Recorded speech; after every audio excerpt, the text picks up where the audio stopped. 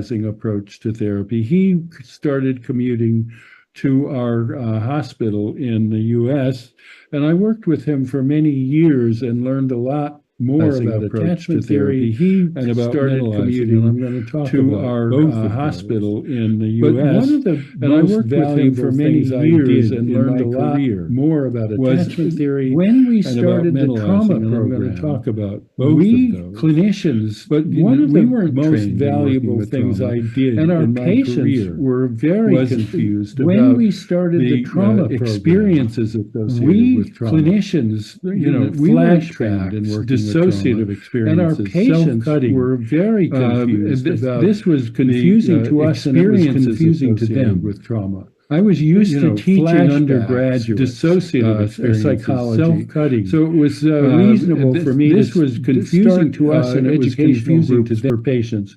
And I actually wound up conducting hundreds of sessions, educating patients about all aspects of trauma and related problems. And I emphasize this because I learned to talk with patients and to write books and everything else. Learn to talk with patients in plain language, ordinary language, with a minimum of technical terms.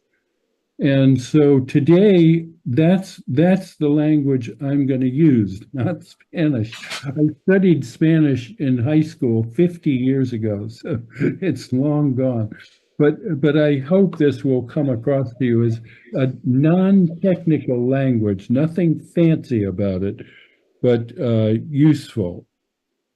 So my general orientation to therapy is, as I've already implied, the U.S.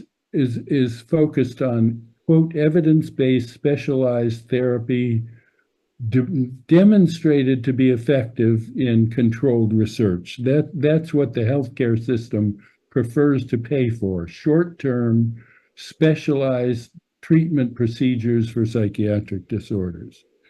The problem is, as you well know, traumatized patients suffer from many, many different psychiatric disorders associated with lifelong problems in relationships. So what I practice, I call ordinary psychotherapy, talking to patients about problems in relationships from a developmental perspective. The patients want to do that, and I want to do it.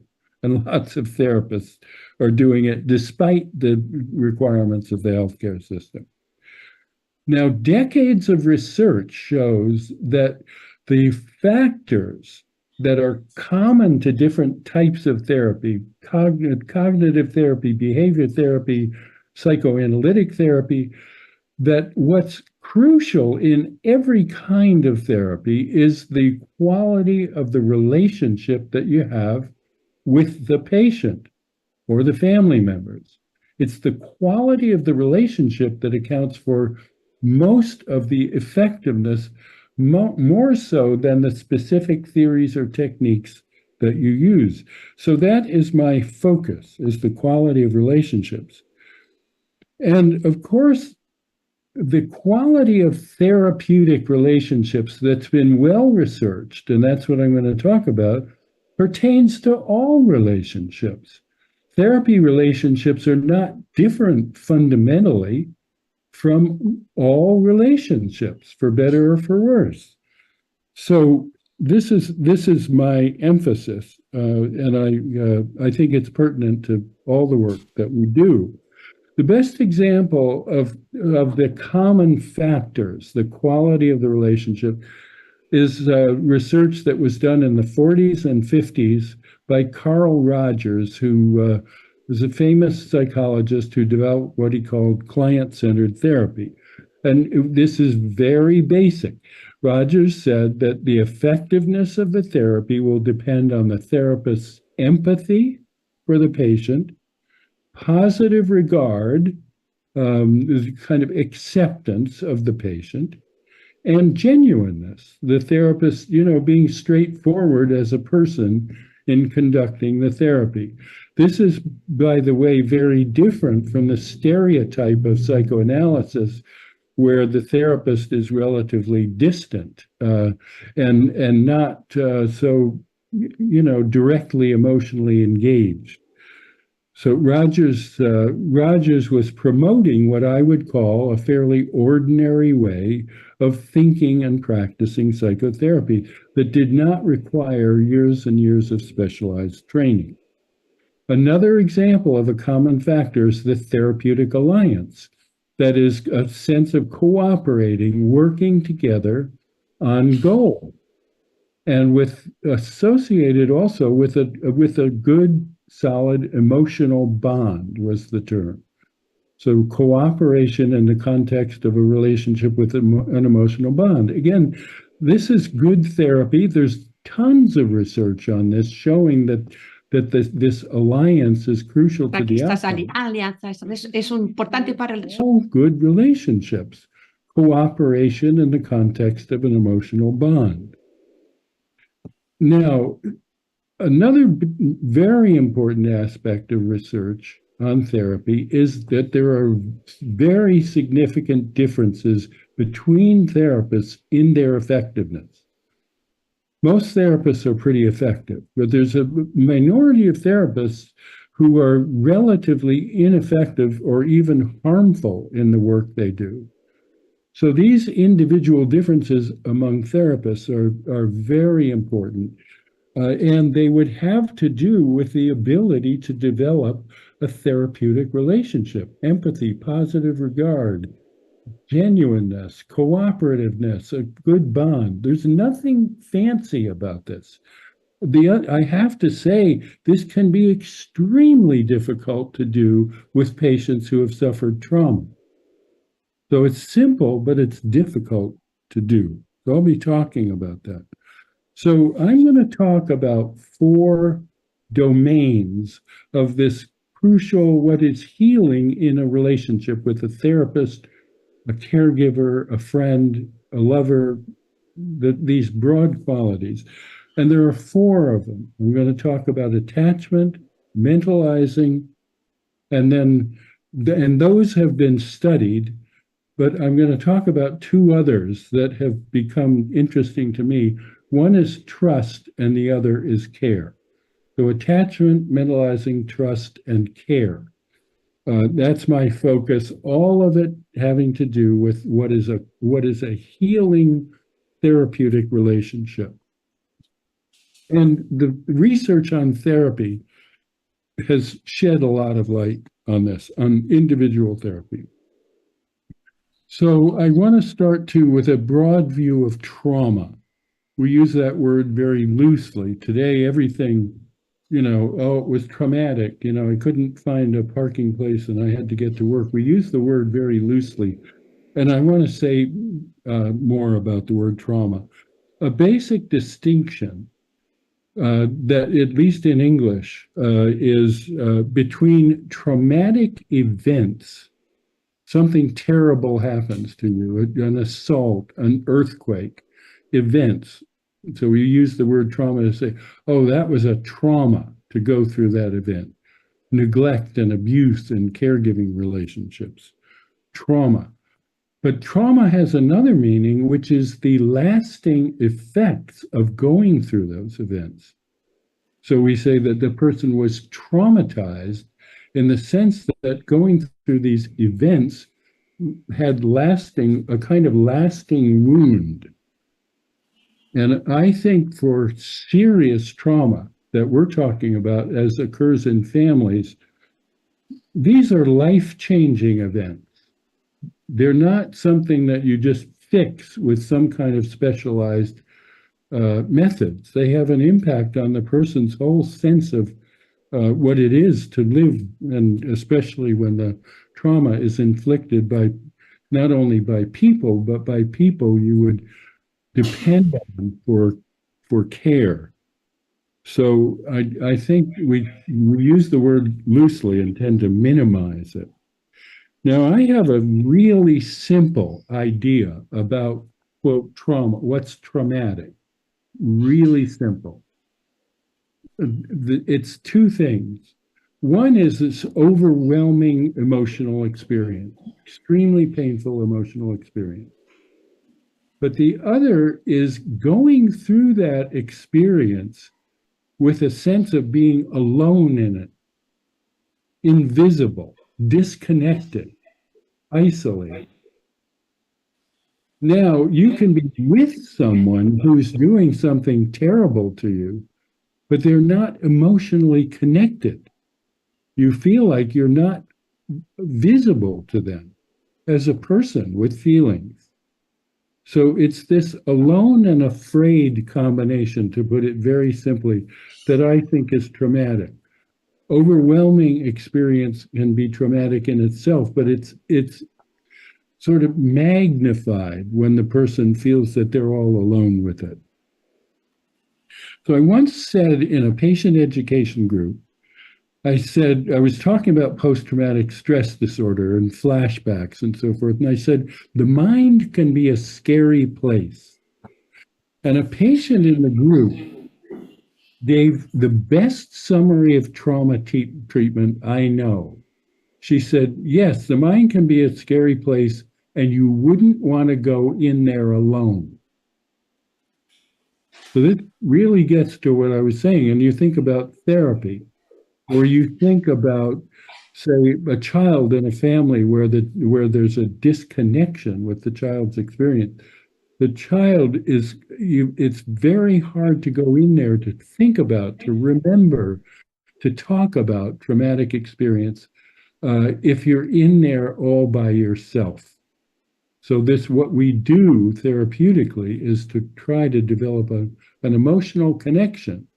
As Roger said, empathy, positive regard, genuineness, an emotional connection that makes it possible to deal with this internal experience that can be terrified if you're in it alone. Now, the problem is that these traumatic events are perpetuated repeatedly in subsequent relationships because the traumatized person is afraid to connect, afraid to talk about and remember trauma, and distrusting, isolated. So experiencing the repetition of the traumatic experience, memories and so forth, flashbacks, emotional eruption, experiencing this without any connection to someone else. So the early events, that experience of afraid and alone, get perpetuated often over a very long period of time. So what we can do, it's hard, but what we can do in principle is counteract the alone feeling and make this emotional experience more bearable. This is very simple thinking and extremely difficult to do. The problem is, as I've already hinted, that the patients we work with, many of them are afraid to make the kinds of connections that would enable them to feel less alone. And you know a lot more than I do about, what it's like to grapple with that problem in a family system that's troubled.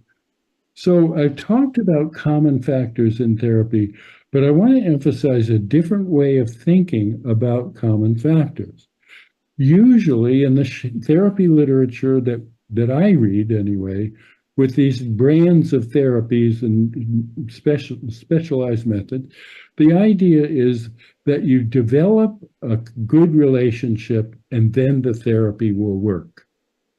So you develop a therapeutic alliance with the patient and then you're good to go. You can do the specialized treatment that will relieve the disorders and symptoms. That may be true for patients who easily establish relationships and, work with you. But for traumatized patients, it doesn't work that way.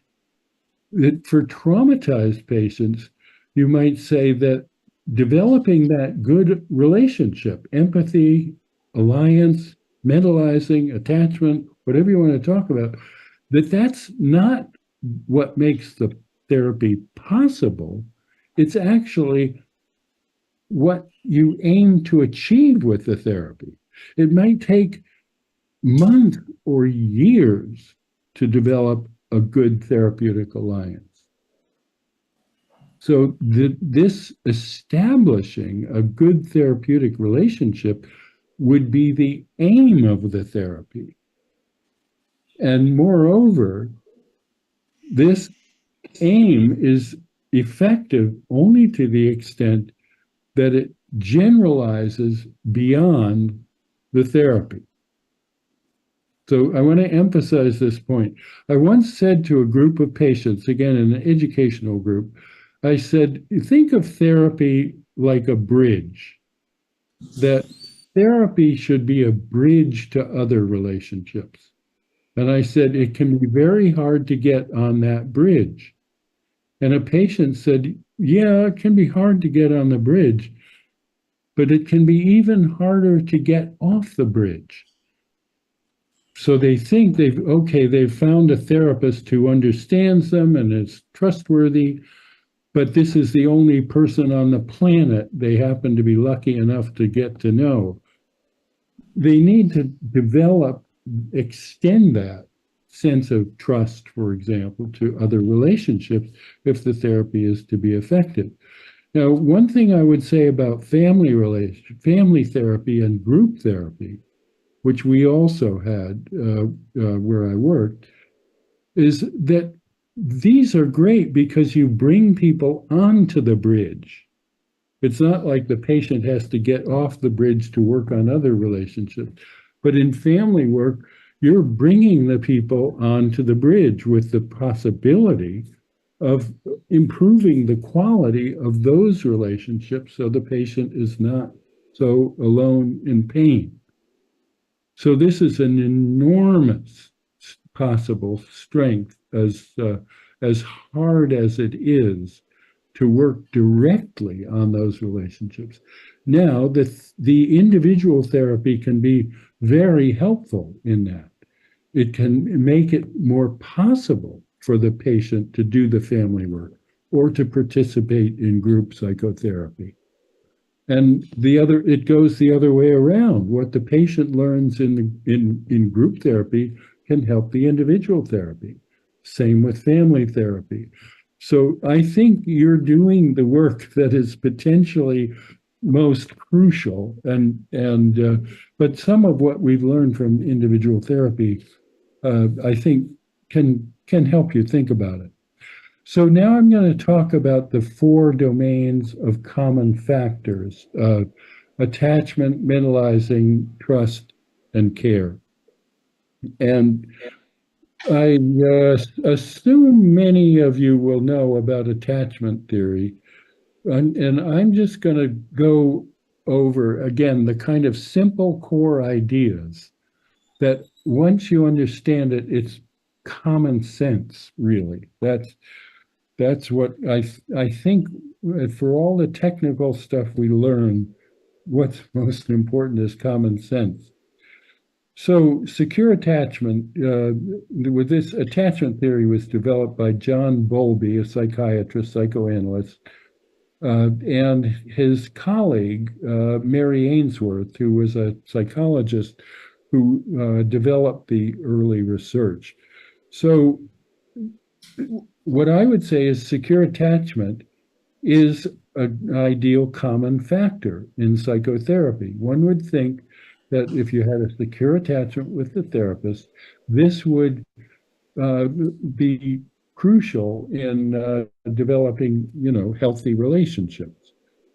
So secure attachment, basically, as we think about it, provides a feeling of safety, relief from suffering, and a feeling of security. So what this amounts to, whether we're talking about infants or adults, what this amounts to is that when they say the infant is in distress or the adult is in distress, they are confident that when they seek closeness with the attachment figure, that the attachment figure will be, Mary Ainsworth used the term sensitively responsive, available, responsive, connected. It's that confidence in the dependability of the attachment figure that makes for security, confidence in the emotional responsiveness. Very simple idea. You could think of this, Bowlby was using evolutionary theory. Think of a mammal, an infant mammal separated from the mother. The infant mammal lets out a cry. The mother retrieves the mammal, the infant. The mother retrieves the baby and then, provides protection and security. This is a basic mammalian phenomenon, and the same is true for us humans from infancy onward. So Ainsworth, though, said, hey, wait a minute, it's more than this. That idea is the safe haven, that you're in distress, you make connection, you feel safe, secure, comforted. That's the safe haven. Ainsworth discovered something else about this. She said it's not only a safe haven, but a secure base for exploration. This is an elegant idea that is extremely useful. So the way I think about it is this. What Ainsworth discovered is that when you have this secure safe haven, the infants who have it, they're more, you could say, independent. They go out, explore, they play, and they go out confidently knowing that if they run into trouble, they will have the caregiver's comfort, protection, and safety. It's that knowledge of the availability of the safe haven that allows the infant to become independent. We have an idea, certainly in the United States is a very individualistic culture, and a lot of people have the idea, caregivers, the adults, that to be mature, emotionally mature, means that you can manage distress on your own. And I have to say to patients, no, maturity requires that you can be emotionally dependent when you're really hurting. You can depend on somebody. This is what Ainsworth discovered in studying moms and infants, that the securely attached infants were also much more confident going out in the world and making other relationships and learning about the world. So there's a psychoanalyst, Joseph Lichtenberg. He used the concept of self-dependence, but he said something interesting. Being self-dependent, he said, means you bridge the gap between separation and reunion. You can bridge the gap. You count on reunion. When things go really haywire, you can get the care that you need. But this confidence, again, allows you to be on your own, when because you're confident. If things go badly, you'll have the care you need. So that's the idea of secure attachment, the safe haven, secure base. Now, there's a very commonsensical way of thinking about insecure attachment, the most common patterns. So think of an infant or an adult.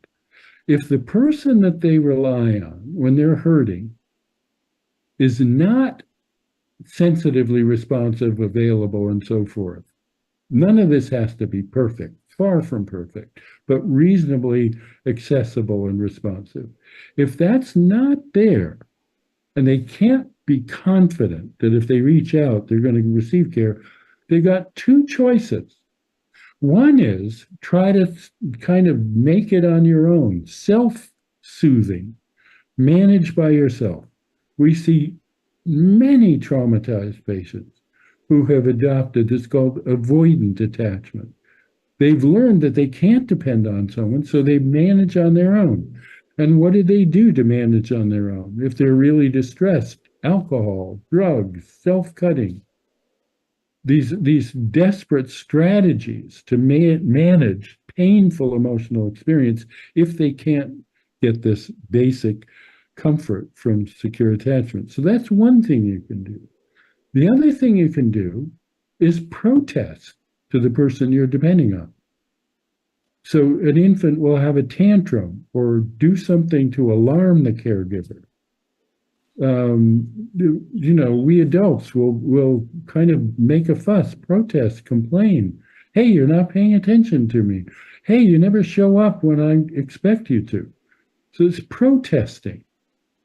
Now, those are called organized attachment strategies, three of them: secure, avoidant, ambivalent. Three organized because they're reasonable strategies. Reasonable to reach out if you're confident, reasonable to try to make it on your own if you can't depend, or make a fuss. So one thing I want to emphasize is that healthy attachment means that you can use all three strategies. It's not that you're securely attached to everybody. It's that you can adapt your needs to the responsiveness of the individual person. So sometimes you have to manage on your own. Sometimes you have to make a fuss, protest. Sometimes you can just confidently reach out. That flexibility is the key. There are two things amazing about this: that infants learn to do what I just said before they can talk. They learn it in the first year of life. They learn to be more avoidant with a caregiver, for example, who just plain doesn't want to deal with any distress. They learn to be more fussy and demanding with caregivers who are not consistently responsive, but if you kind of protest, that you can get some care. Or they learn they don't have to worry about it, and if they're hurting and the caregiver is around, they'll be responsive. So this is learned intuitively, non-verbally in the first year of infancy, and it always adapted to the responsiveness of the caregiver. That's the point. If you want to become more secure, you need a responsive caregiver. Without that, it makes more sense to be avoidant or ambivalent. So, again, the amazing thing is infants figure this out without any education about attachment theory. It's intuitive. This remains true for all of us throughout life. This intuitive kind of way of relating that we begin developing in infancy is persistent. We're responding so much on the nonverbal level in these ways that infants can do. Now, as this attachment research evolved, they discovered that there was a pattern of attachment that they called disorganized. Mary Main was one of the pioneers of this. Disorganized attachment. They saw that some infants were unable to, there was nothing effective that they could do to manage their distress in a particular relationship that was traumatic. They discovered this very contradictory. The infant would, in the lab situation, the infant would run to the mother and then run away from the mother, or walk around in a daze. This behavior really made no sense, but they discovered pretty quickly that it was associated with maltreatment, basically abuse and neglect, and those two typically go together. So the last thing I want to say about attachment is that from a developmental perspective, we see a combination of continuity. In other words, these strategies, I'm emphasizing flexibility, but we tend to develop a preference for a certain strategy. So you could say some people, although there's relationship specificity, some people are generally more secure, more avoidant, more ambivalent, or more disorganized. So there is some continuity from relationship to relationship. Traumatized patients, sadly, have continuity in disorganized and often ambivalent and avoidant patterns, all of this goes together to some degree. There is this continuity, but there's also lawful discontinuity, and that's crucial. When talking to adult groups and educational groups, often the women in the group who were mothers would get extremely worried. Oh my God, you know, this as if they see these insecurities and feel like this is carved in stone. This is so untrue. Remember that there's flexibility even in infancy, depending on the caregiver. So, you know, that we hope in therapy, family therapy, individual therapy, group therapy, or in life, a good relationship, that there will be discontinuity in cases where people are able to learn that they can trust somebody, that, you know, they can accept care and so forth. So we're banking on discontinuity, and in family therapy, you'd be banking on discontinuity that people could develop more flexibility and indeed more security. So I think attachment theory is hopeful because there's this capacity for change, and you see this even in infancy, although people can certainly get pretty stuck in one pattern or two insecure patterns. So this takes me to mentalizing. And mentalizing fits in here pretty neatly, thanks to Carnegie and Bateman and many others' research.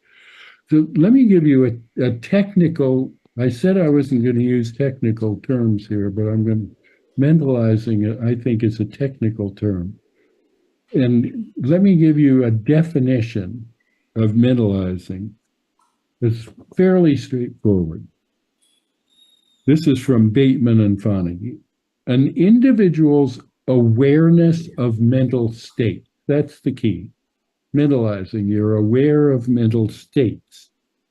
That is perceiving and interpreting feelings, thoughts, beliefs, wishes that explain what people do. So you have see, when you think about this, this is basic. Mentalizing means that you have a sense of what's going on in someone's mind that helps you make sense of what they're doing, pertains to yourself and others. You have some sense of how your mind relates to what you do as well as others. And they elaborate that this awareness of mental states entails awareness of someone's circumstances, prior patterns of behavior, and the experiences to which they've been exposed. Now, I have a simple definition of mentalizing, and that is common sense psychology. Common sense psychology. We learn to mentalize in early childhood. So people I teach are confused, and patients are confused. Mentalizing, it sounds like something very esoteric. It's common sense psychology that we all learn more or less well.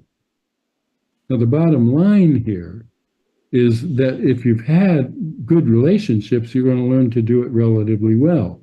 If you've been traumatized in relationships, you're going to have trouble learning to do it well. Therapy. I can't imagine any kind of therapy, behavior therapy, cognitive behavior therapy, psychoanalysis, whatever, ordinary therapy, talking to people about their life. I can't imagine how you could do any therapy without mentalizing, without common sense psychology. So mentalizing is a very fundamental common factor in therapy, and of course in family therapy. You could, even if you never heard the word, if you think back, of course you've been trying to help people in the family mentalize in relation to themselves and the other family members.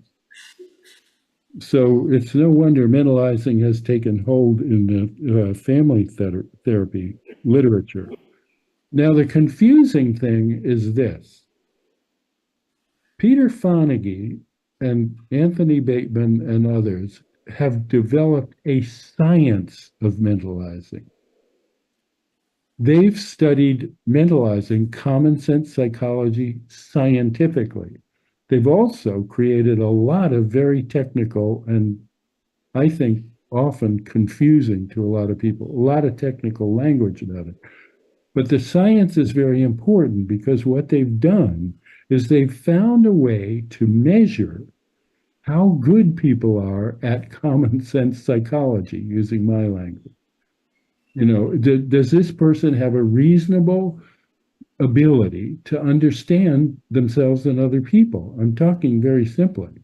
But they've studied it scientifically so they can give an interview they can interview a mom about her early attachment experience and rate scientifically, quantitatively, her mentalizing capacity. So that science is very important because there are very significant differences in mentalizing capacity. Lots of it related to the person's history of relationships. So a while ago, I said that, you know, the research shows that some therapists are, you know, relatively effective. Some therapists are relatively ineffective. Well, you might think that, well, wouldn't mentalizing be, you know, one of those things? If you're not very good at mentalizing, one would think you're not going to be very good at psychotherapy, I would think. So this is very, very important. And then they developed a mentalization-based treatment where they measure the kinds of difficulties people have in mentalizing. Some people mentalize better about themselves than other people. Some people are better at mentalizing other people than themselves. Some people can mentalize emotion better than, you know, other people, or they can, you know, deal better with beliefs and thoughts, cognition, than they can with emotion. So there are variations in the types of mentalizing that people have trouble with, and the science is directed toward identifying those types of problems in mentalizing and then methods to improve mentalizing. For me, I never became interested in the sort of scientific structured mentalization-based therapy. But again, thinking of mentalizing as a common factor and common sense understanding of people. So now I want to get to research that Peter Fonagy and his colleagues did that I think is amazing.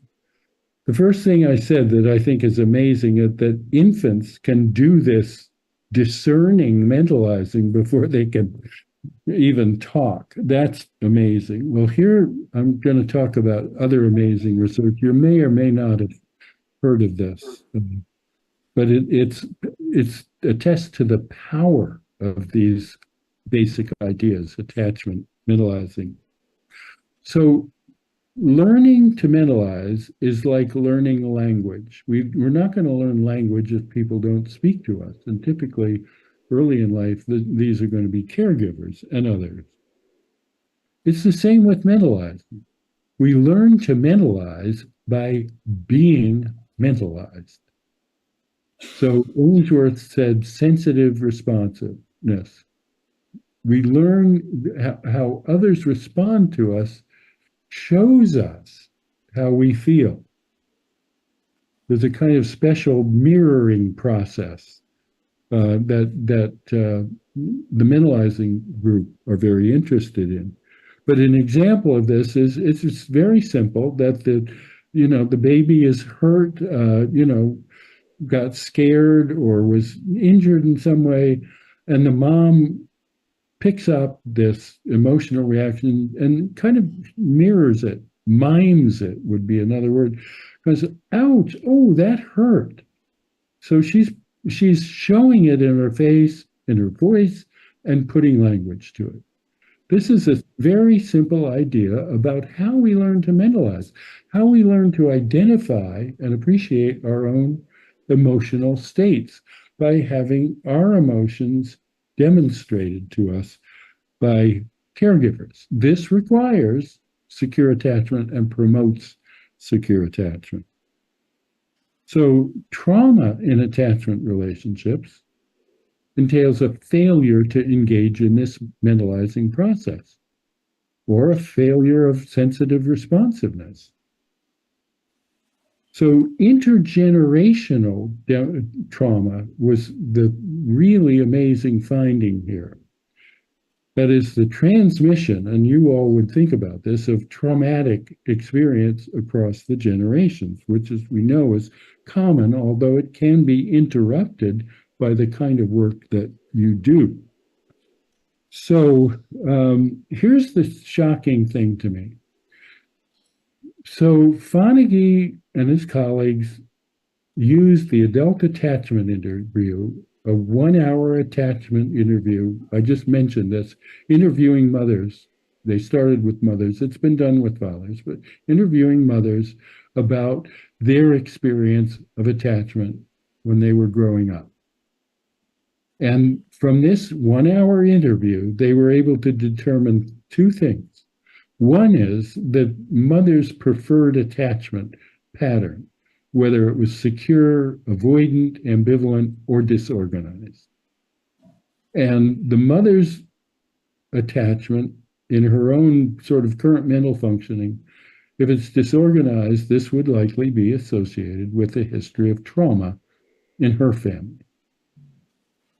So the quality of attachment and her mentalizing capacity can be measured in this interview from the basic, the kind of secure mother with a trauma history, as well as, not a trauma history, would be able to talk about her attachment experience in a coherent, emotionally rich, and, a kind of convincing, coherent narrative of her history.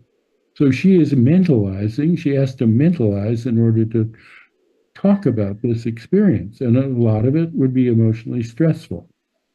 But a secure mother could do that, and it would demonstrate, good mentalizing. And then you can find, the counterparts of insecurity and disorganized attachment. So they did this when the mother was pregnant with her first child. Then, this is the astounding part, say a year or more later, she gives birth to the child. A year after she gives birth to the child, they're in Ainsworth's laboratory situation, the strange situation, the mother and the baby. And this lab situation, ingenious really, involves two separations. They bring the mother and the baby into the laboratory where there's a bunch of toys, a playroom. There's also a stranger in there. The mother is instructed to leave. The infant naturally gets distressed. The mother comes back, and you see how the mother and infant connect. And secure attachment means the infant and the mother make contact with each other, and it's comforting. And the infant, with the secure base, goes back to exploring the toys. So and there's another separation. The stranger leaves the room, then the mother leaves the infant completely alone in the room, and it's even more distressing. And again, you look at the connection, the reunion. So with ambivalent attachment, the infant comes back and it's fussy and so forth, but there is a connection. With avoidant, the infant acts pretty independent and just keeps playing with the toys, whether the mother's there or not. And disorganized, you see these very, very ineffective patterns, kind of dazed dissociative states, extreme ambivalence, and so forth. The amazing thing about this is that you can predict from that 1-hour interview, way before the infant is born, to a 20-minute lab situation, you can predict how these two people are going to interact with each other. And mentalizing, the mother's mentalizing capacity is a significant predictor of the infant's attachment. So you see a mother with a trauma history, she can't mentalize, make sense of it, talk about it coherently. Then she can't connect in a mentalizing or sensitively responsive way with the infant. And then the infant is, not securely attached. And moreover, the infant is liable to have more difficulty mentalizing in childhood with peers and so forth. So the idea is pretty simple, like learning language. You learn to mentalize by being mentalized, and trauma is likely to interfere with it. This overwhelming experience and feeling alone with it. So the one thought I have about what happens with the disorganized mothers is that their infant's distress, or child, or adult child, that distress is distressing to them because they did not learn to manage their own distress. And I think of it like PTSD, post-traumatic stress disorder. The infant's or child's distress evokes that kind of memories of attachment distress. Somebody needs care, and it's hard to give it. It stirs up the parent so that they can't mentalize and connect. It's fairly commonsensical once you think about it. So basically, what we're trying to do as therapists is, I would say,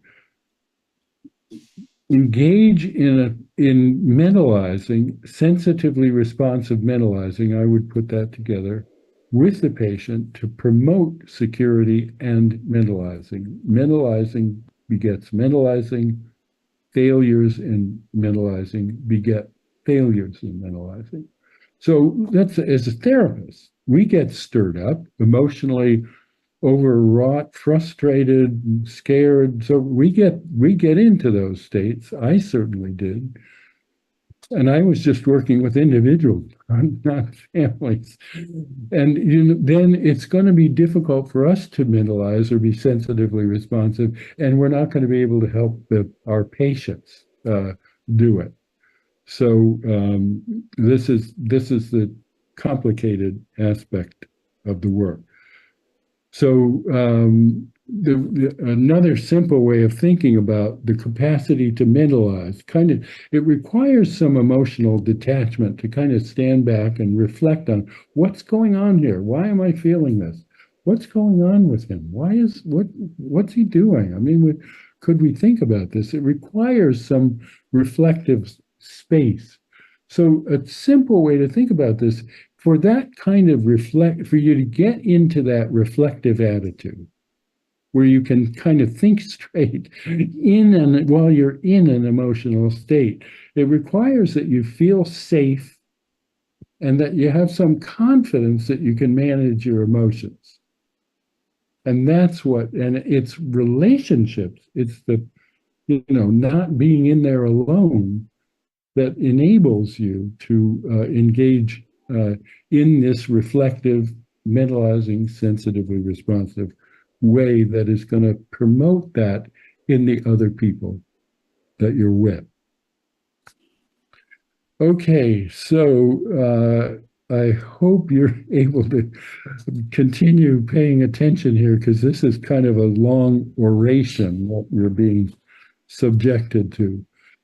I want to talk next about trust, and I'm going to promote my book, Trusting in Psychotherapy, which has just been published in Spanish, so it's available, and I'm thrilled with that.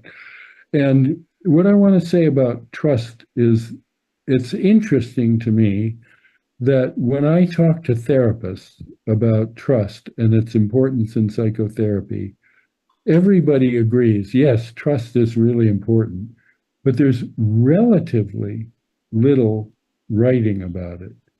in the therapy literature. People use the word in passing, but they don't think about it. And there's virtually nothing written about trustworthiness. And trustworthiness is what would justify trust. Now, there are two exceptions. One is Peter Fonagy wrote, and he's been very interested in what he calls epistemic trust. Again, a technical term. What it refers to is that you trust in the truth of what someone is conveying to you.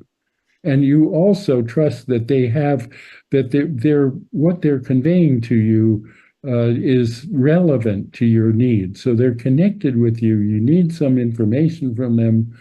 You need to learn from them, and you trust that what they're telling you is accurate and useful. That's epistemic trust. And the reason Peter Fonagy makes such a big deal of this, rightly so, is that trusting in communication is crucial for cultural learning.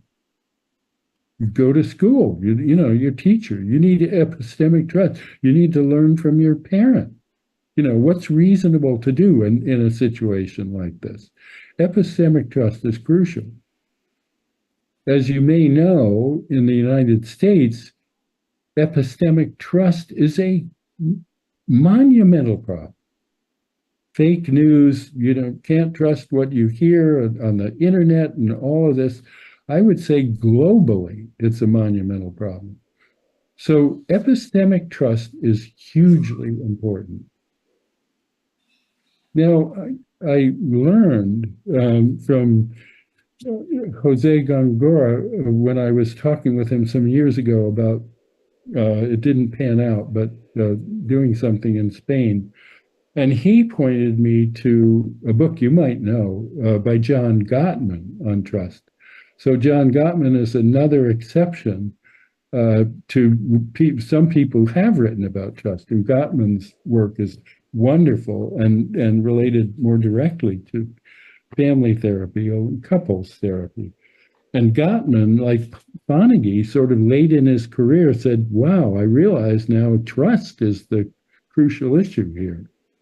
So I discovered, I'm interested in philosophy, and I discovered that contemporary philosophy, there's a lot of really good literature on trust. And I've written about that, and I'll say a little bit about that. And trustworthiness. So my point is, we tend to take our understanding of trust for granted and our trustworthiness for granted.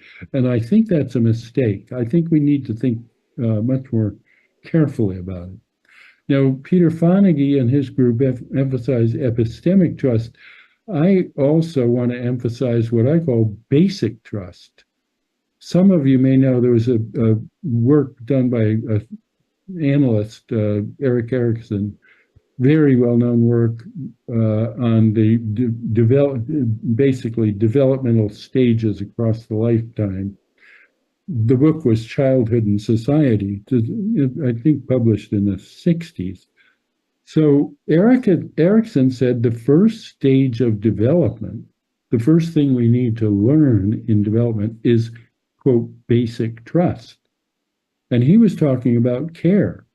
He said, mothers create a sense of trust in their children by their sensitive care of the baby's individual needs. Sounds a lot like Ainsworth, actually. Secure attachment, founded in care. So I think we need to, the ground floor is basic trust, and epistemic trust is built on that. You think of, do you trust what someone's telling you? Well, do you trust the person? So trusting the person has a lot to do with epistemic trust. One distinction we can make is how trust relates to reliability or dependability. Do you think of Ainsworth? Sensitive responsive means that the baby has confidence that the mother will be accessible and responsive. There's a kind of dependability is crucial here. But I want to make a distinction. This will sound kind of foolish, but to me it's helpful. So think about, you need to get to work, and you get to work by driving your car. And you could say, at least in English this makes sense, that you trust your car to get you to work, that you can depend on it. Your car is reliable. Okay. So your battery dies and you need to get a ride to work. So you call your friend and you say, my battery died. I need to get to work tomorrow. I've got a crucial meeting. Could you give me a ride? So I want to compare the car and the friend. The difference is that the car doesn't care about whether you get to work or not. Your friend, being trustworthy, the fact that you're counting on her to get to work matters to you, to her. So she cares about your counting on her. You need her for something. She cares about you. So this idea of being counted on. You might ask a patient where trust is an issue. You might say, well, so what are you counting on me for? Maybe the word, I'm not sure if this is so in Spanish, but in English, trust is kind of a emotion-laden word. But counting on might be, it might be useful as a way, as an entree into trust. So what are you counting on me? And then what if you were to say, well, what am I counting on you for? This would be an interesting question. What am I depending on you for? See, where this leads is that trust only makes sense when the person is trustworthy. These have to go together. So not only do you need the patient to be trusting, you need them to be trustworthy. They need you not only to be trustworthy, but trusting. So there's a total reciprocity here that's crucial. So this is why I think it's so important that we talk about trustworthiness in addition to talking about trust. So being trusting of everybody makes no sense because we shouldn't trust people who are not trustworthy. Patients shouldn't trust us if we're not trustworthy. And we're going to fail in being trustworthy. We're going to misunderstand. We might not be able to make it to an appointment, or you may come late, or you may just be preoccupied. There are all kinds of ways that we fail in trustworthiness. So there's no perfection here, far from it in any relationship. So we have to think about what's reasonable trustworthiness, and patients need to learn what is reasonable in a relationship. They can, get so sensitized to failures in trust, which is understandable, that you're going to fail to make it. And then the issue is reestablishing trustworthiness, an effort to repair trouble is crucial in how you deal with your failures is crucial. So I think that we might tend to think of trustworthiness as a trait. That is, you say, well, I'm trustworthy. Yeah, I'm trustworthy. I'm not all that worried about it. I don't think this makes sense. I think we should think about becoming trustworthy in each relationship. It is reasonable for a patient who's been traumatized to be distrusting. In a sense, you have to prove yourself, and patients will test you. They'll see how you respond to various things that they do. And you can, get tests that are pretty hard to pass as far as being trustworthy, sensitively responsive and so forth. So I say to patients, it's reasonable that you're distrusting. The problem is not that you're distrusting. The problem is that you're missing opportunities to trust people who are trustworthy. That's the crux here. That they need to find people who are reasonably trustworthy, and then they will become trustworthy. I'm sorry. They will become trusting to the extent that the other person is becoming trustworthy. So it's a process of developing. This is consistent with what I said about the common factors. It's not like you get trust going and then you're good to go and do the therapy. That the two people becoming trustworthy and trusting with each other then is the goal of the treatment. And then complicate it by talking about a family group. This, that they all need to become trusting and trustworthy to each other. And that mentalizing, for one term, or common sense psychology, is going to be crucial to that. Sensitive responsiveness is going to be crucial to that. Again, this is a pretty simple idea once you have it. Doing it, bringing it about, is a challenging process that can take a lot of time. Then we also have self-trust. To what extent can the patient trust themselves? To what extent can you trust yourself? To what extent can anybody trust themselves? We shouldn't assume that we're perfectly trustworthy to ourselves. I mean, an extreme example would be addiction. Can you trust yourself, not to drink or not to use drugs? Well, to some extent, yes. You might need to trust other people who can help you refrain. So self-trust has its own kind of complexity.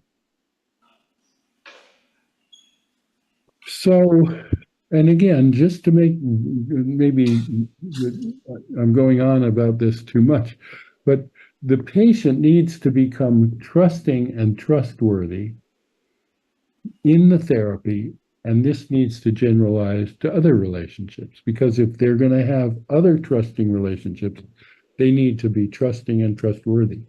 And above all, they need reasonably trustworthy people if they're going to be trusting. And a lot of patients will go back and forth. They'll be too trusting, they'll get disillusioned, they'll get distrusting, and it's like a roller coaster. We're looking for stability. And you can see that all of this is embedded. It's a different way of talking about security of attachment and change. So I said, when I wrote this book, Trusting in Psychotherapy, I said that the trustworthiness of the therapist requires a combination of caring and competence. And then I realized after the book was published that I took my understanding of care for granted, just as I had complained that therapists tend to take their understanding of trust for granted. As with the book on trust, I discovered, wow, there's this great philosophical literature on care. And I had taken my understanding of this for granted, and caring is very complicated.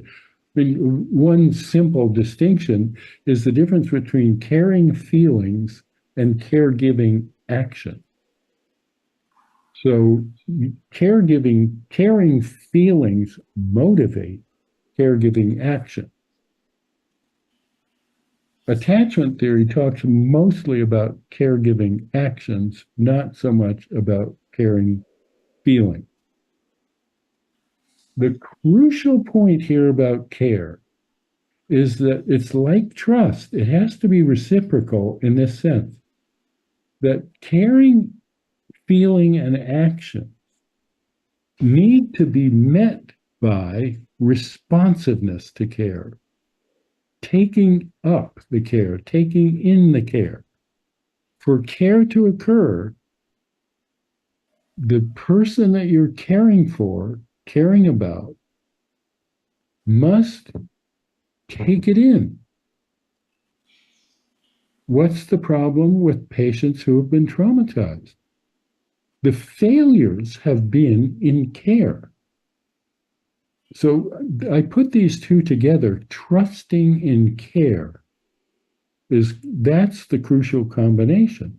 And when you have a failure of care, sensitive responsiveness, mentalizing, whatever you want to call it, then you've got a failure of care, no matter how caring you are.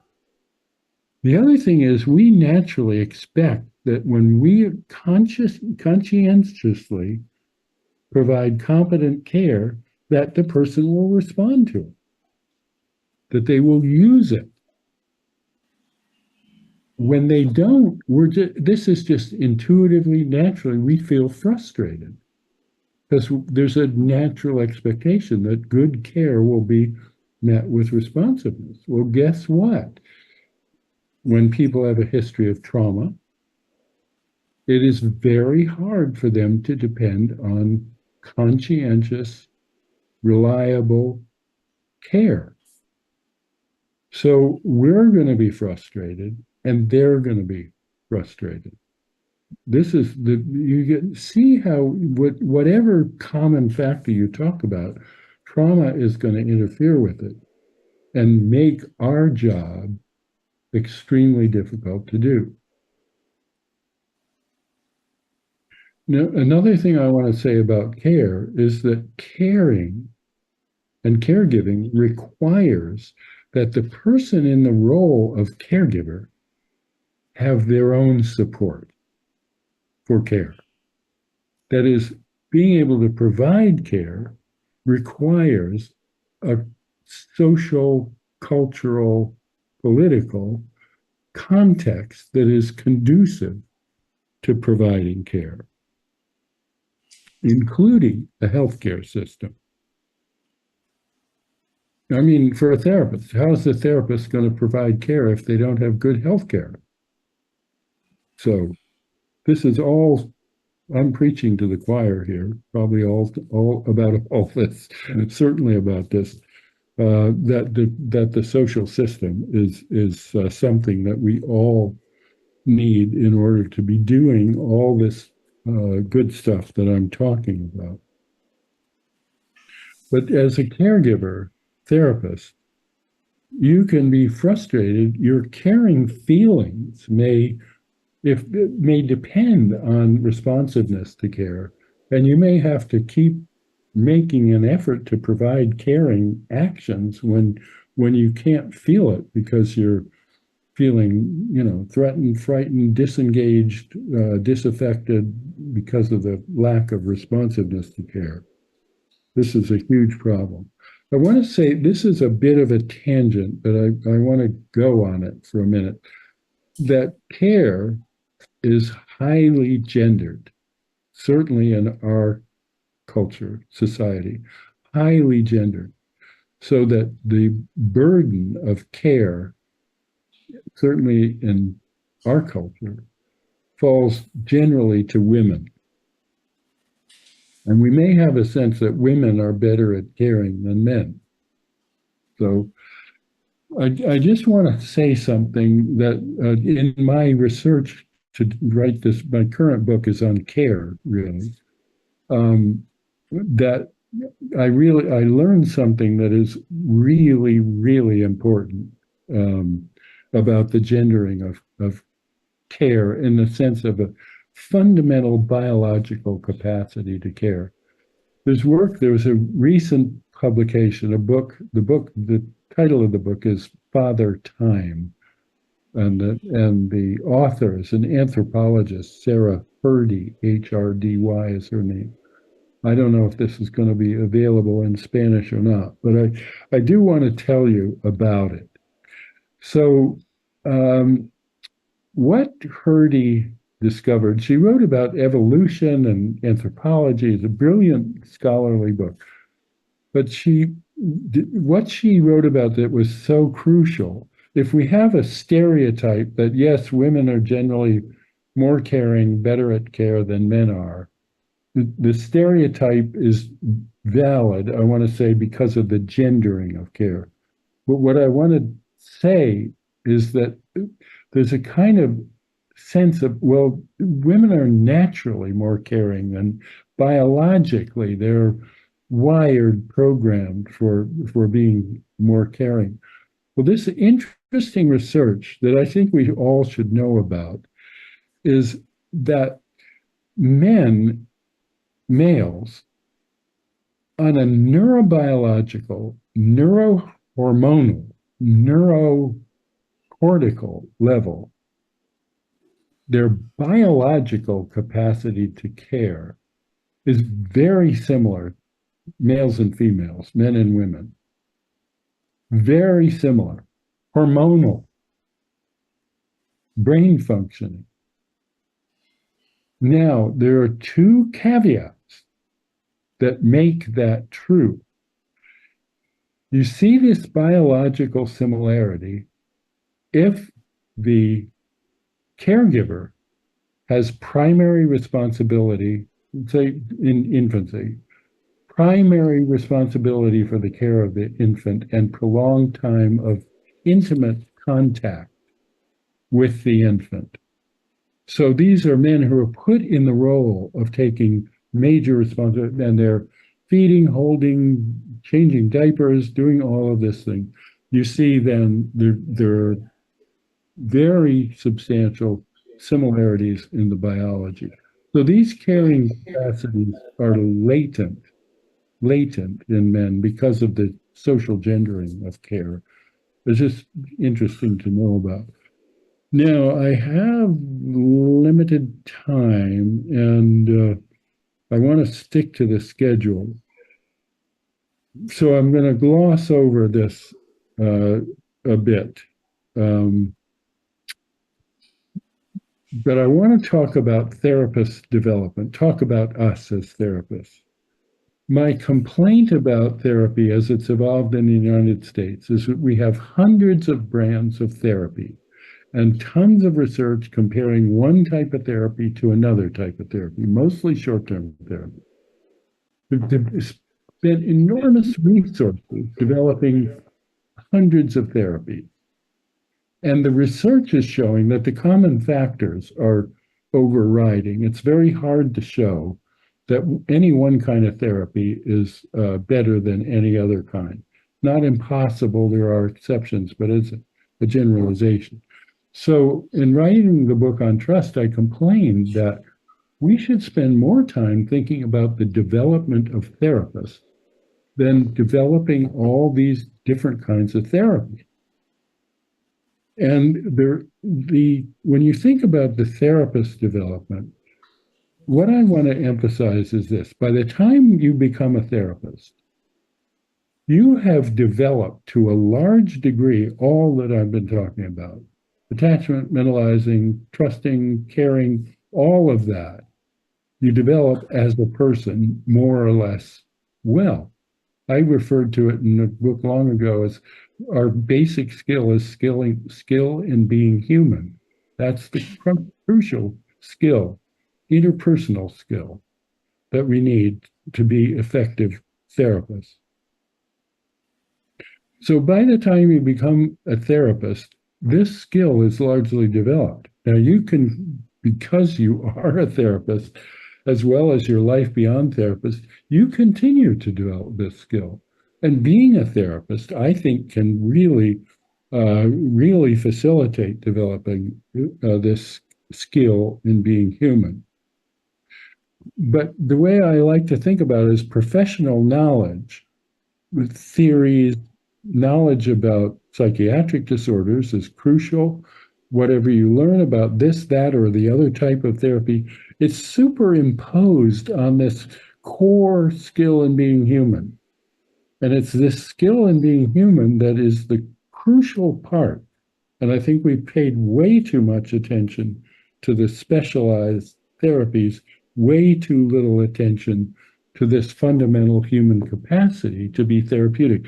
Psychotherapy is only a century old, really, little more than a century old. So what did we do before we had psychotherapists? Well, it was other relationships. because all of this stuff I'm talking about pertains to all relationships.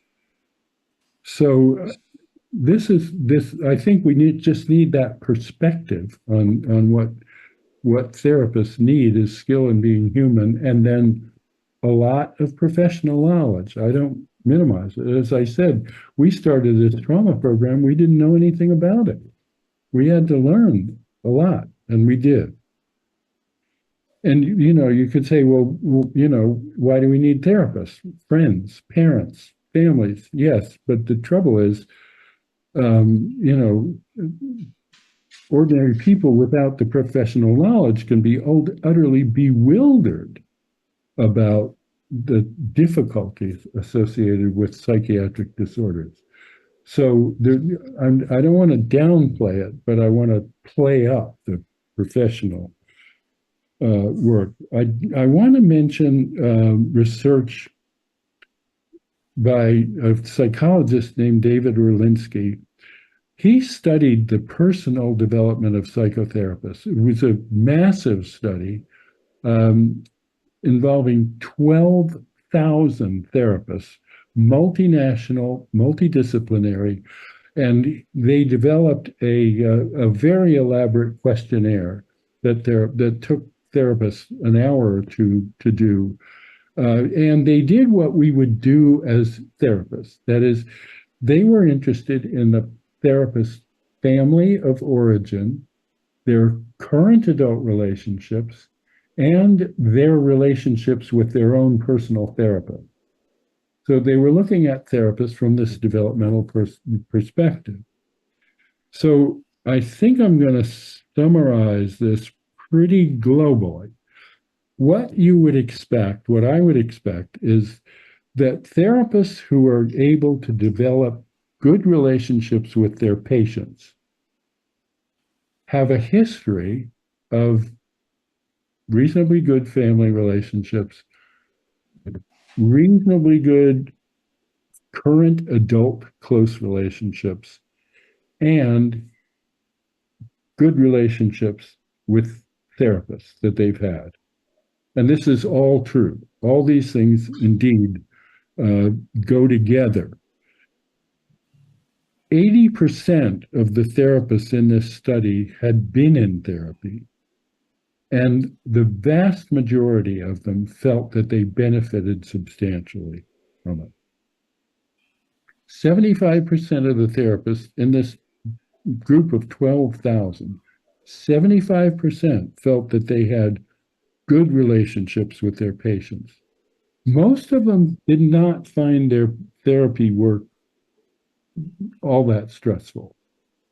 About 30% of those who had good relationships, I mean, they felt good about being a therapist and doing therapy, they found it highly stressful. I would be in the 30%, finding it highly stressful, working with severely disturbed patients.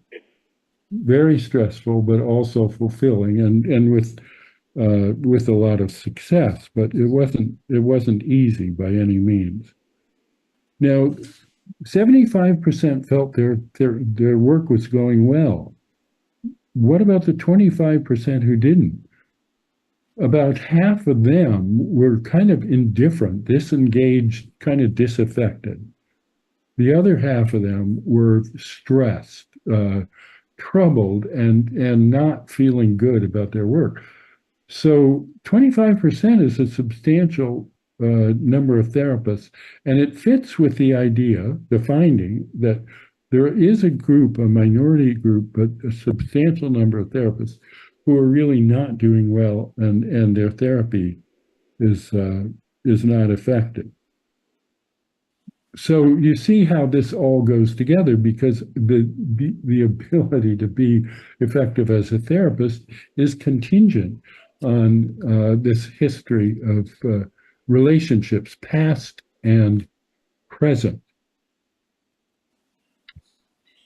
So I think what I'm going to do is I want to talk about one other bit of attachment research, and that is there's a psychologist by the name of Alan Srofe in the U.S. who did the longest longitudinal study of attachment that exists. This is amazing. I think he had about 125 individuals in this study that were the subjects. He started in infancy, very thorough assessment, and very intensive assessments in childhood, and followed these individuals until they were adults, many of whom were parents. So from infancy to parenthood, very comprehensive study of these individuals. And he showed what I've been talking about, essentially, that there is continuity and discontinuity in attachment relationships. And his work was especially interesting because he talked about his own development. And he had a significant trauma history, but overcame it, in a sense, by good relationships in his marriage and in also 2 courses of psychotherapy. So he recounts his own experience of attachment as well as continuity and discontinuity in these 175 individuals, very thoroughly studied. But what this work he did, he wrote a book called A Compelling Idea, wonderful, short, plain language book. What this put in perspective for me is that psychotherapy is an attachment relationship that gets inserted into this trajectory of attachment evolving over the lifetime. It's better if it's inserted earlier. The work I did was inserting it in adulthood. So you insert this new attachment relationship, and this can lead to substantial change in attachment. And again, the benefit of positive change in attachment in therapy is the extent to which it generalizes outward to the current relationships and forward to future relationships. And what I think of as an individual therapist, this perspective attests to the power of psychotherapy and the limitations of psychotherapy. And I think it's different for family therapy. The power is that you have, because of the professional quality of the relationship, it's kind of a unique opportunity to develop a secure relationship. And so that's the potential power, especially long-term therapy. The limitations are that the earlier relationships are also powerful, and they have a significant, ongoing impact. The current relationships are also powerful, and adverse current relationships will limit the value of individual therapy. This is where family therapy is so crucial, and group therapy can be. And then the other thing is future relationships are going to be powerful and can potentially either enhance or undermine attachment. I'm going to wrap up here. I'm going to go a little bit over my time, but I want to talk about 2 extreme clinical examples at the opposite extreme, and the challenges of therapy, again, as an individual therapist.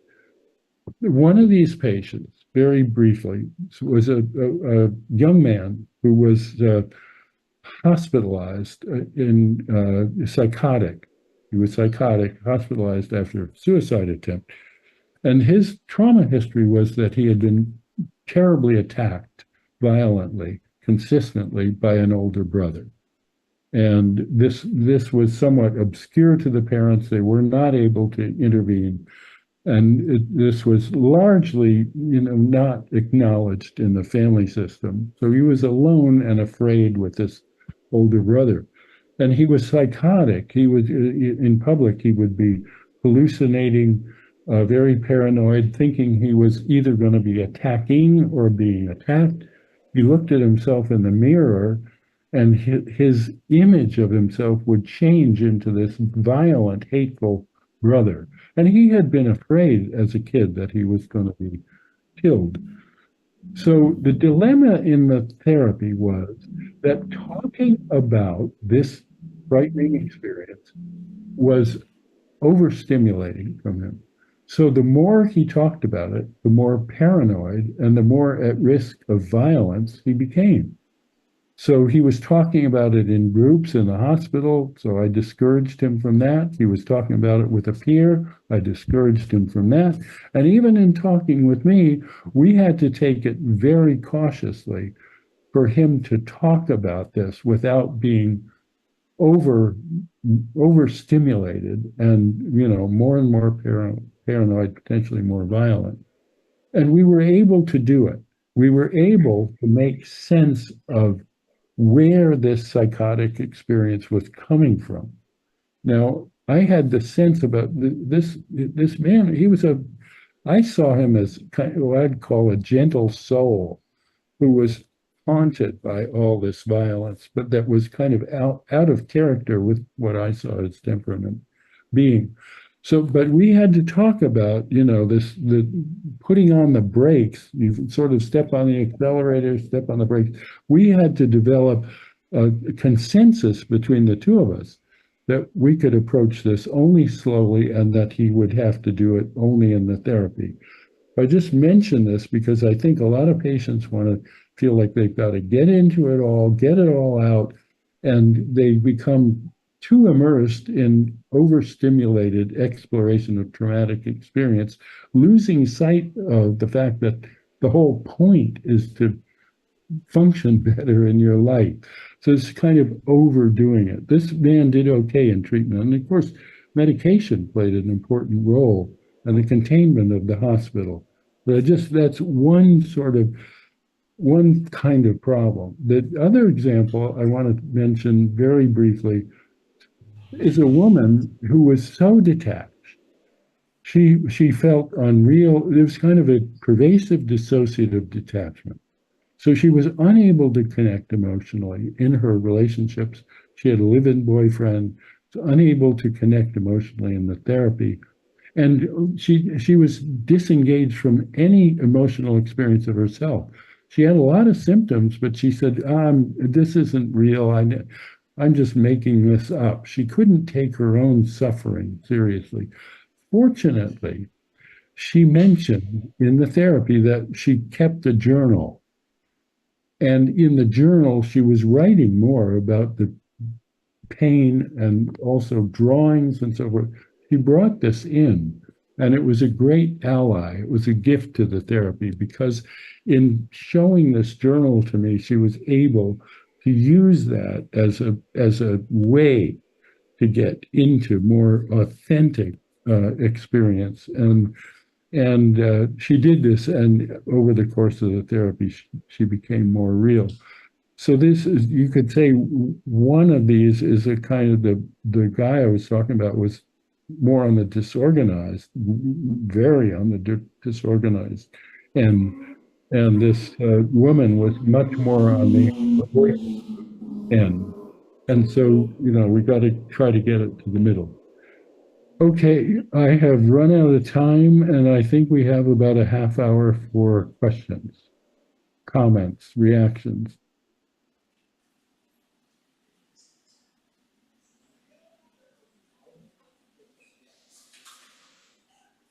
We need a moderator here.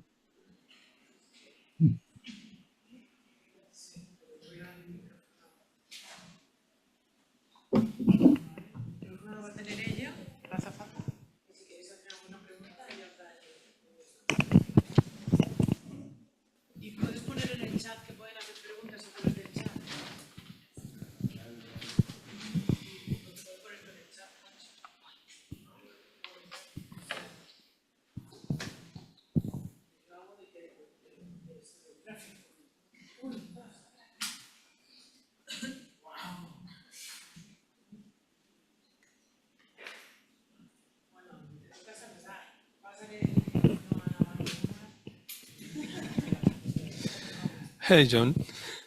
This is Jose. Very pleased to listen to you. I'm Jose. attending. Good to hear your voice. It's after all these years. Wonderful. Yeah. So So, very, very pleased to listen to your lecture, and again learning a lot out of wonderful. your papers and chat. That's great. So, I can't see you on my screen here.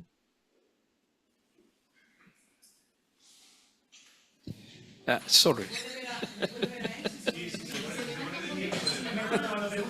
Oh, are Okay. you in the room there? You will know me, at least my face.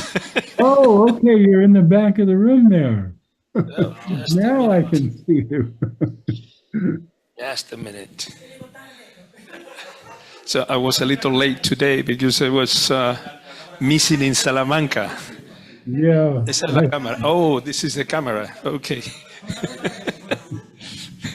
So, can you see me? Yeah, now I see you well.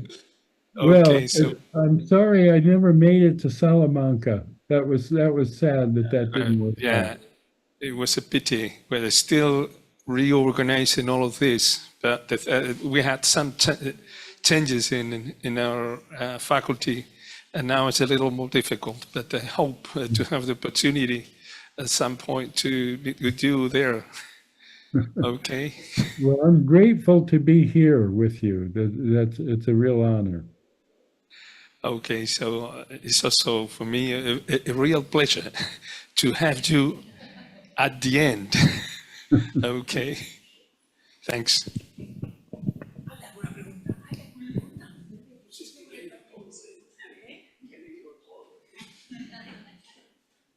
No puedo decir que me lo sé, pero... So the people are thinking about asking something.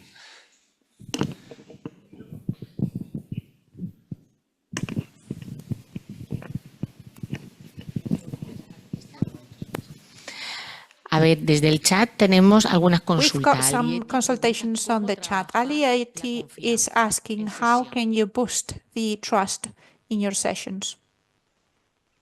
How can you Boost or promote trust?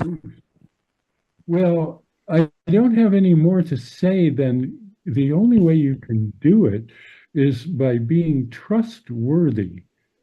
Now, that's a very broad statement.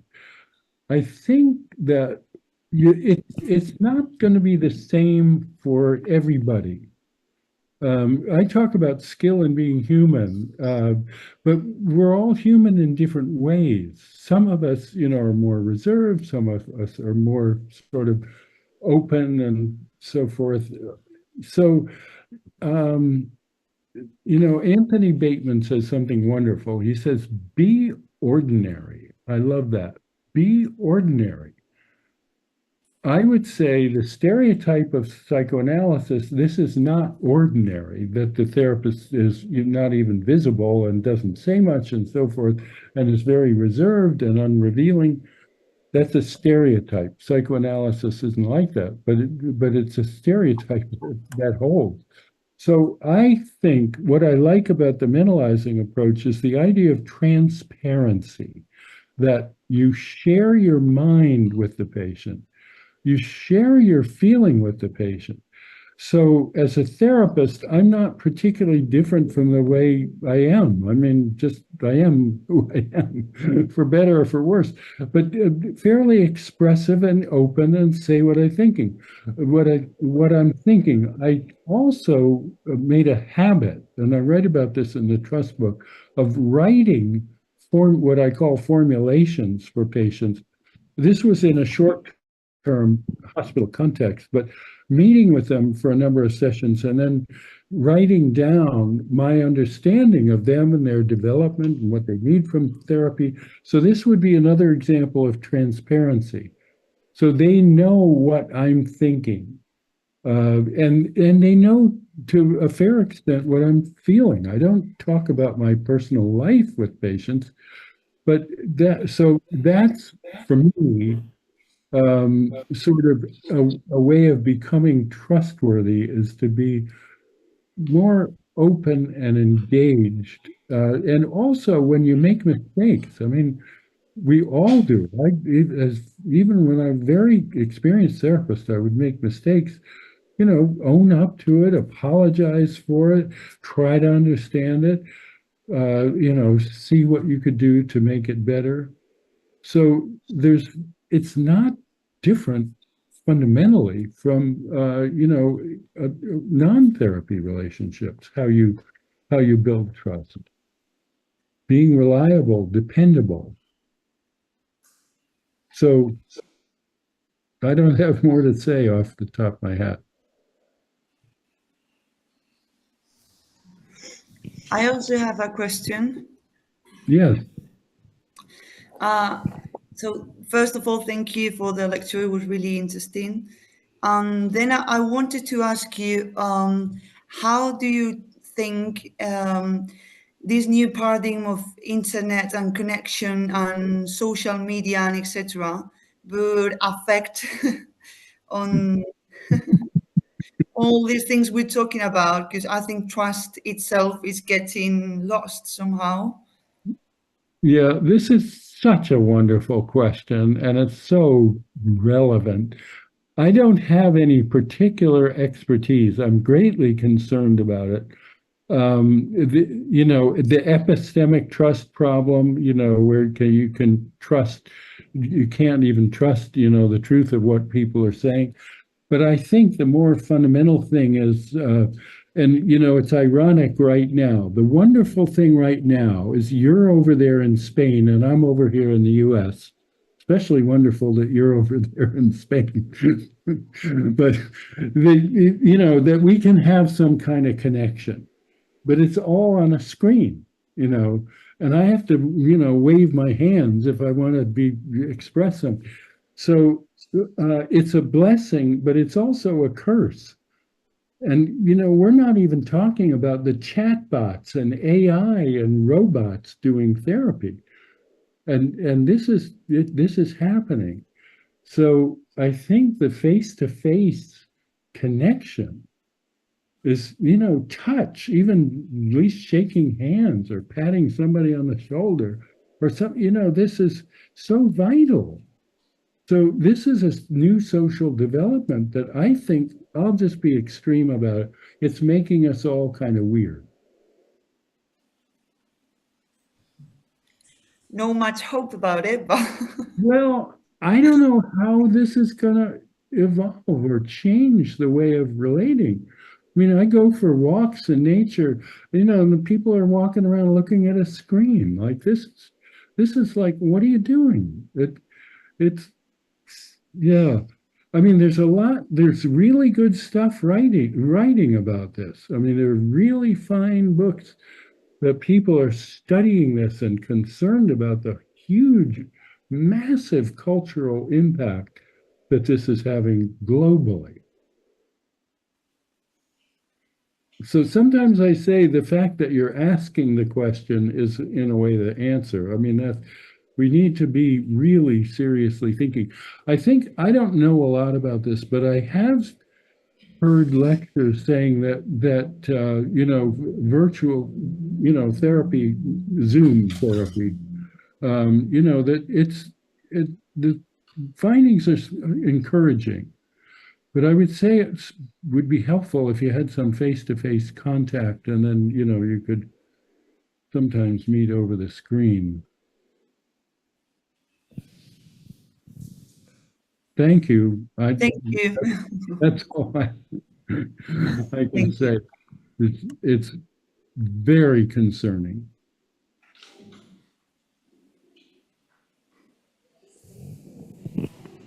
Pero, Pepe, ¿lo puedes traducir? Aunque te lo traduzca, no te preocupes. Yo quiero preguntar que qué pasó I would con el like to paciente ask what psicótico. happened with the psychotic Cuanto más hablaba del patient, trauma, más because the more he was paranoico talking about the trauma, the more paranoid he was getting. So I'm curious about the end. Yes, the way it turned out was that once we recognized this problem, that he needed to confine that talk about trauma to the therapy, and that within the therapy, we had to take it slowly. He was able to make sense of it with me very cautiously in a way that was helpful. And he was able to engage with the other patients in a more ordinary way, where he wasn't bringing this stuff up, in a way that he felt more connected. One of the things that was interesting about him, before he made his suicide attempt, he made 2 attempts to connect with friends. And sadly, both of them failed. He did just what we would hope. You know, he reached out to talk to one friend one wasn't available, reached out to another one, wasn't available. So he was willing to engage, and he said, for whatever reasons, that he felt fairly safe with me. So that was helpful. He'd had a bad experience with another psychiatrist. So he was able to reconnect socially. He was able to make sense of the psychotic experiences, the paranoia and hallucinations. And he accepted taking medication, which in all likelihood was a vital part of this process. And he was able to discharge from the hospital and to go back and function.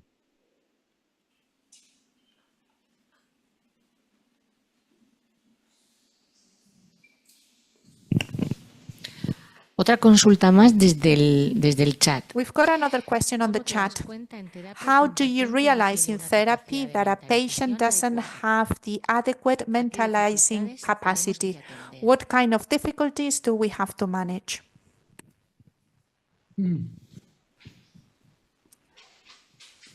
Oh, that's a terrifically good question. I mean, the only way that we can improve mentalizing capacity is by engaging in a mentalizing process. It can take a very long time. I mean, there's so many patients who are just disconnected and find it hard to think about anything that's painful. I mean, I've worked with some patients for months and some patients for years. So I don't know what to say, except that it's like the developmental process. The way you learn to mentalize is by being mentalizing and engaging in mentalizing conversations. And it's very slow and tedious work. I have an example of a patient who talked nonstop, and it was impossible for me to work with, because the patient would be very repetitious session after session, and it was like I was not in the room. Like he was talking, but he wasn't at all connected with me. I think this was kind of on the autism spectrum, really.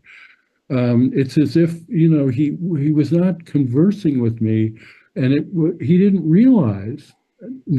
So what I'm getting to, I was very blunt. So that's my answer. I had to be very blunt and concrete. I said, for example, you know, you're talking so much that I can't possibly remember what you're saying. You talk about the same thing again and again without recognizing that, you know, we've already talked about it. I said, if I'm going to help you, I have to be able to talk to you.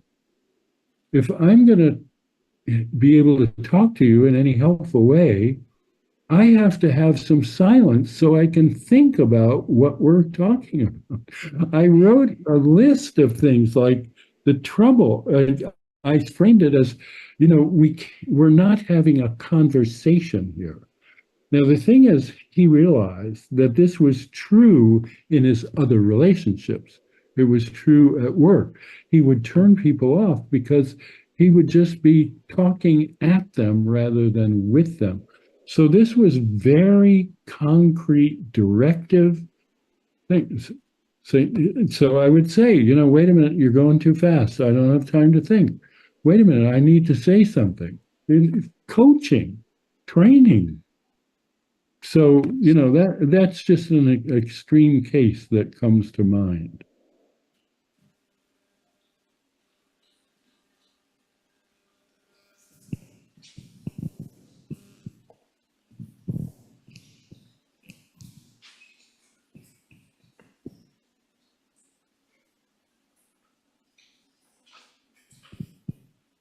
And it worked.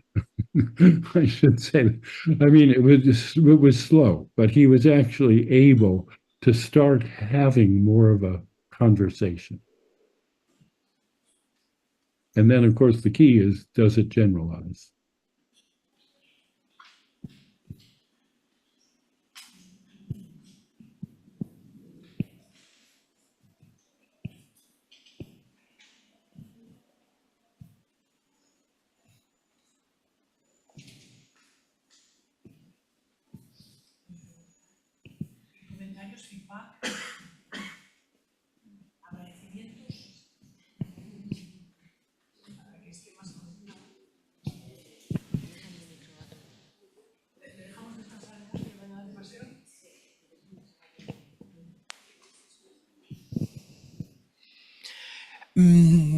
Bueno, en España te hemos escuchado a la hora de la Spain, siesta. we have heard you during the nap time, and that's very important Hemos entendido mejor y más. because that means that we have understood better and more. No pareciera que hay alguna pregunta en el chat. I don't think there are any other questions in the chat. Just anything to say in the room? We thank you a lot. We are all very thankful for your chat. Yo trabajo solo en contexto privado. I only work in a private context. La angustia, es que es angustia And lo que siento. distress is what I feel. Es el tiempo que hay que dedicar. The time that we have to devote to that is distressing for me. La persona tiene que pagar. Because the person has to pay for the time that it takes, and that means a distress for me. And when I listen to you, I can see that it is true. We cannot do it otherwise. So I will have to work with this distress, and I will have to just be mentalized that it will take long sometimes. And you have taught me a lot, which is this is the way. There is no other way. Sometimes therapists are looking for the short way, for the tools to be able to help in a quick way.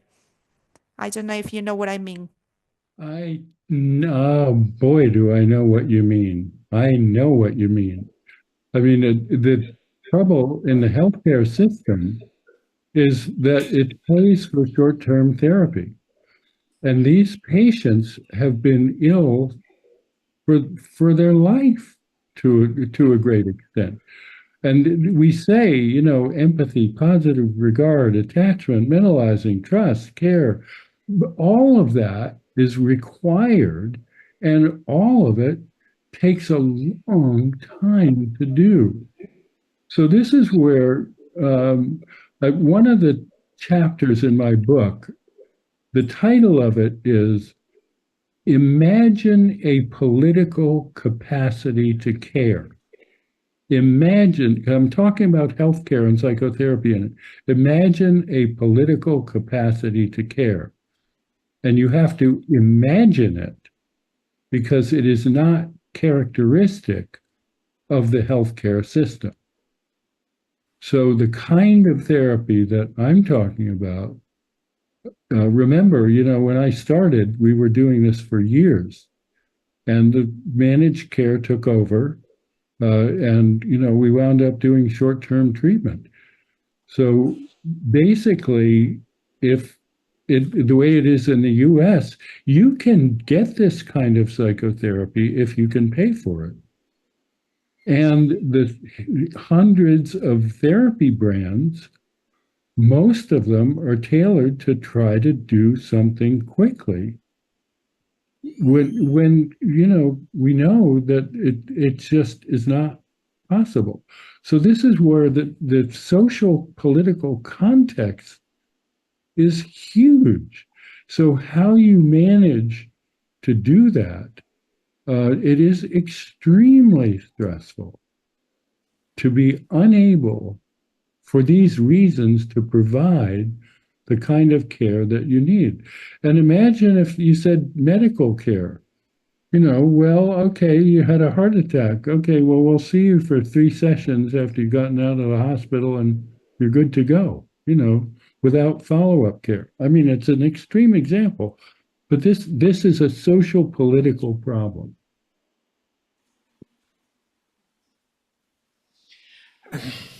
Gracias, me queda claro. Yo creo que sí que It's podemos clear darle un to fuerte me. aplauso. I think we can give you a big hand.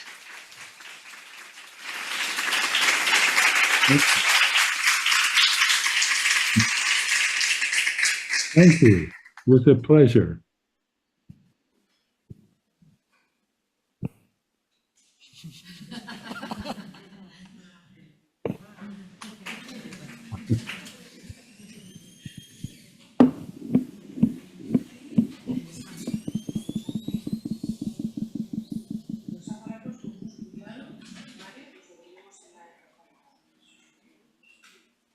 Yo creo que estaréis de acuerdo en,